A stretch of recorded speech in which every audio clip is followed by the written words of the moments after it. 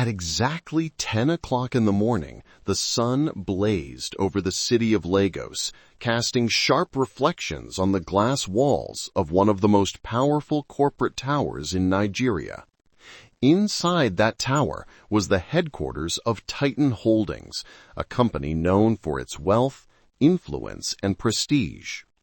Men in suits moved briskly through the revolving doors, women in high heels clicked across the marble floor, and security officers stood rigid at their posts, scanning everyone who entered with professional suspicion. But then the unexpected happened. Through those shiny revolving doors stepped a man who looked completely out of place. His name was Baba Tunde, an old man in his 70s. His clothes were simple and worn out, his slippers dusty, his walking stick tapping lightly against the floor. In his trembling hand, he clutched a brown envelope, wrinkled with age, but carefully protected as though it carried his very life inside it. The moment he entered, the atmosphere shifted. Conversations dropped. Footsteps slowed, and every pair of eyes inside that polished lobby turned toward him. It was as if time had paused just to take in the sight of this frail figure standing in the midst of wealth and power. "Who is this man?" someone whispered. "He looks like a beggar." "What is he doing here?" another voice sneered. But Baba Tunde ignored them all. His face was calm, his eyes gentle, though sharp with wisdom.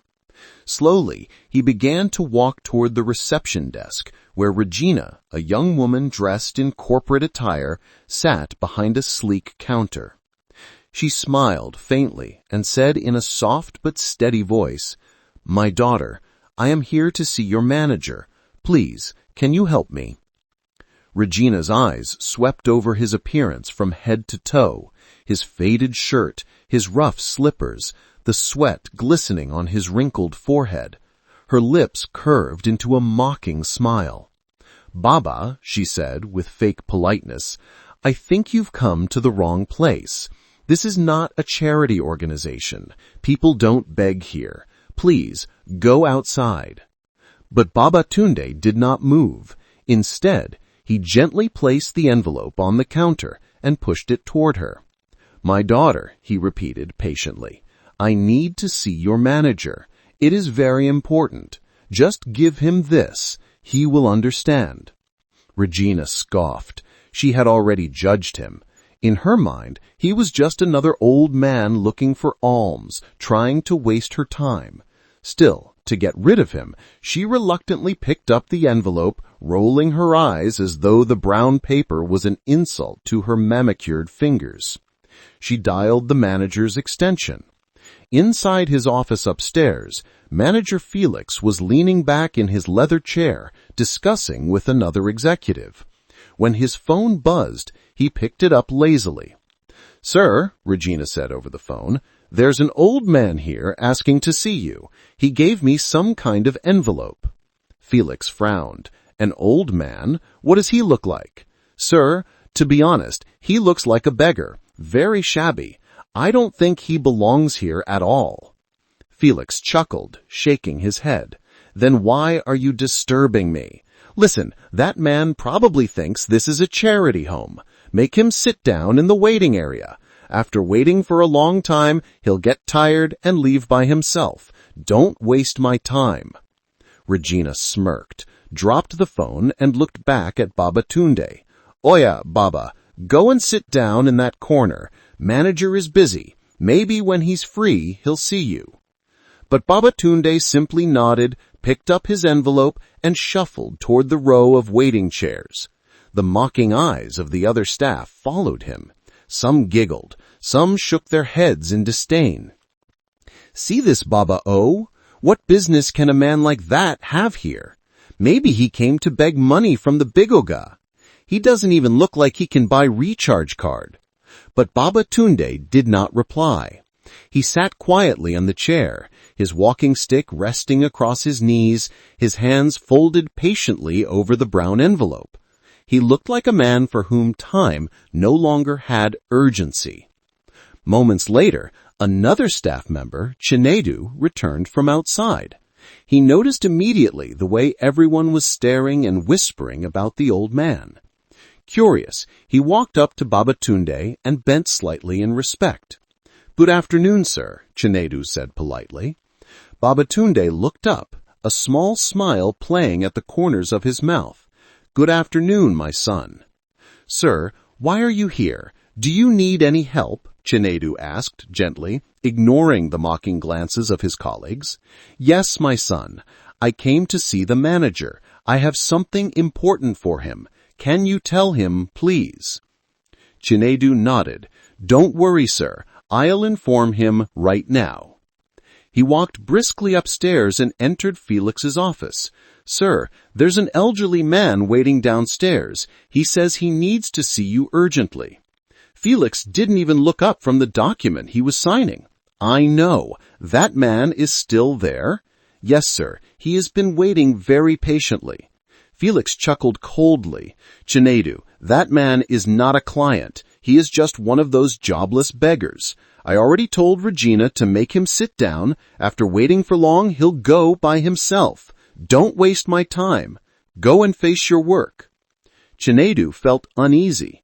He wanted to insist, but Felix's tone was final. With a reluctant nod, he left the office and returned to his desk. Meanwhile, Baba Tunde sat silently, his posture calm, his eyes observing everything. The hours ticked by, people came and went, staff mocked and whispered. Yet he remained unbothered, waiting patiently as though time itself was his servant. Finally, after nearly an hour, Baba Tunde slowly rose from his chair. He picked up his walking stick, straightened his back, and walked into Felix's office. The sound of his walking stick echoed across the marble floor. "Yes, old man, what do you want again?" Felix barked. Baba Tunde calmly extended the brown envelope. "My son, please, take a look at this. It will explain why I came." Felix snatched the envelope, glanced at it without opening it, and sneered. "Old man, let me save you time. Whatever is inside this envelope, I am not interested. You don't belong here. Leave immediately before I call security." At his signal, one of the security men stepped forward, ready to drag Baba Tunde out. The office fell silent as everyone watched. Baba Tunde's eyes hardened slightly. He looked at Felix, his voice steady and filled with quiet authority. "Young man, the way you treat people will bring you consequences you are not prepared for. Remember these words." With that, he turned, adjusted his slippers, and walked slowly out of the building.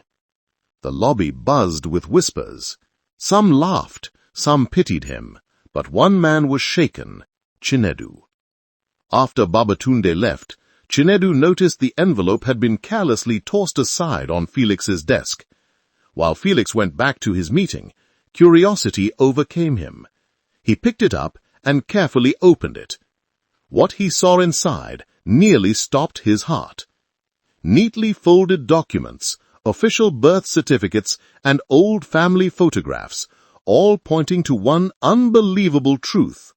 Baba Tunde was the biological father of the CEO of Titan Holdings, Mr. Adewale Johnson. Chinedu's hands trembled as he flipped through the papers. His eyes widened in shock.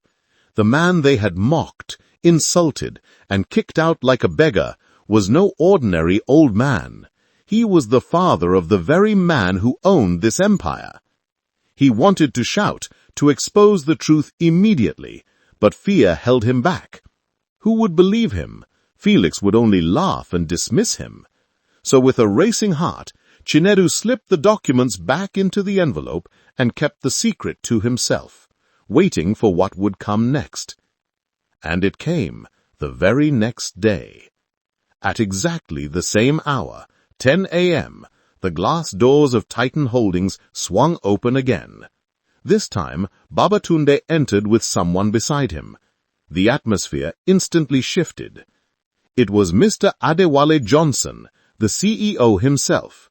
Tall, confident, dressed in a sharp Italian suit, he walked with the authority of a man who commanded empires.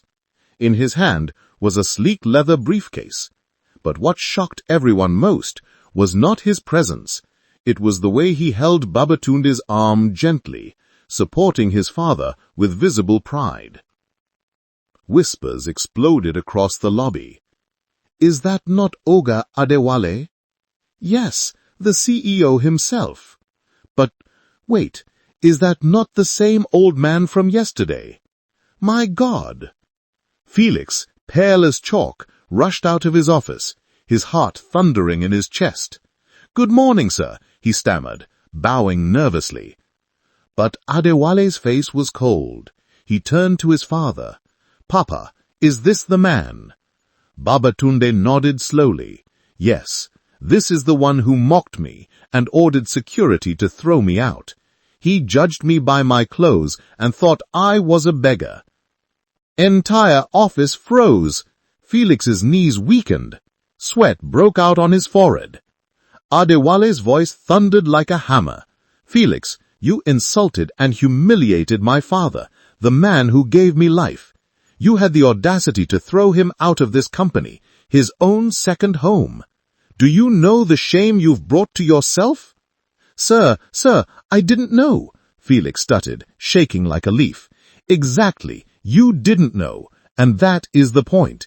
You judged him by his appearance without knowing who he was. Is this how you treat every client who walks into this company?"